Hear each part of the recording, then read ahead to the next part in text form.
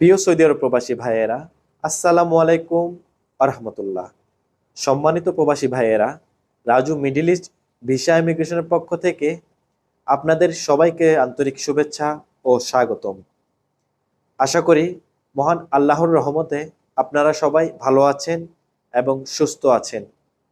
বর্তমানে সৌদি আরবে অনেক প্রবাসী ভাই মক্তব আমেল ফি ও ইকামা নবায়ন নিয়ে দুশ্চিন্তার মধ্যে আছেন। আগে কোনো প্রতিষ্ঠানে ২ জনের বেশি আমেল থাকলে একজন সৌদি কর্মী রেখে মাত্র ১০০ রিয়াল মক্তব আমেল ফি দিয়ে ১ বছরের ইকামা করা যেত। কিন্তু বর্তমান সময়ে সেই সুবিধাটি প্রায় বন্ধ হয়ে গেছে বললেই চলে। ২০২৬ সালের বর্তমানে সিস্টেমে দেখা যাচ্ছে ভিতরের ইকামা করতে গেলে কারো ১০০ রিয়াল, কারো ৭৫ রিয়াল, কারো আবার ৯০০ রিয়াল পর্যন্ত মক্তব আমেল ফি আসছে। কিন্তু যখন ইকামার মেয়াদ ২০২৭ সালের পরে যাচ্ছে তখন সিস্টেমে সরাসরি ৯,৭০০ রিয়াল দেখাচ্ছে।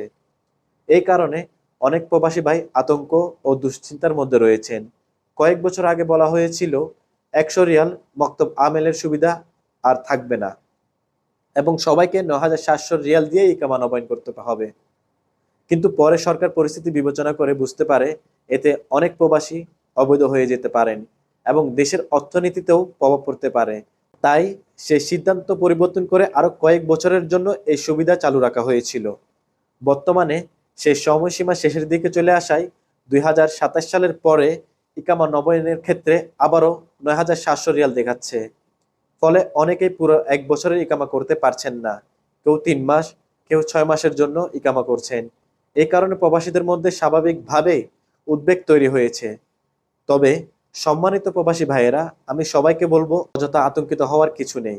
ধৈর্য ধরে পরিস্থিতি পর্যবেক্ষণ করুন। বড় হজের পরে নতুন আরবি বছরের সময় সরকার আগের মতো আবারও কোনো পরিবর্তন বা নতুন সিদ্ধান্ত দিতে পারে। তাই টেনশন না নিয়ে অপেক্ষা করুন। ইনশাআল্লাহ আশা করা যায় এবারও প্রবাসীদের সুবিধায় কথা বিবেচনা করে ইতিবাচক সিদ্ধান্ত আসতে পারে। সবাই ভালো থাকুন, সুস্থ থাকুন এবং নিরাপদে থাকুন। এই ধরনের কোনো প্রশ্ন বা এই বিষয়ে কোনো প্রশ্ন যদি জানার থাকে সরাসরি আমাদের ফেসবুক পেজে কিংবা আমাদের হোয়াটসঅ্যাপ নাম্বারে যোগাযোগ করুন। আমরা সময় মতো উত্তর দিয়ে দিব। সবাই ভালো থাকবেন, সুস্থ থাকবেন। আল্লাহ হাফেজ।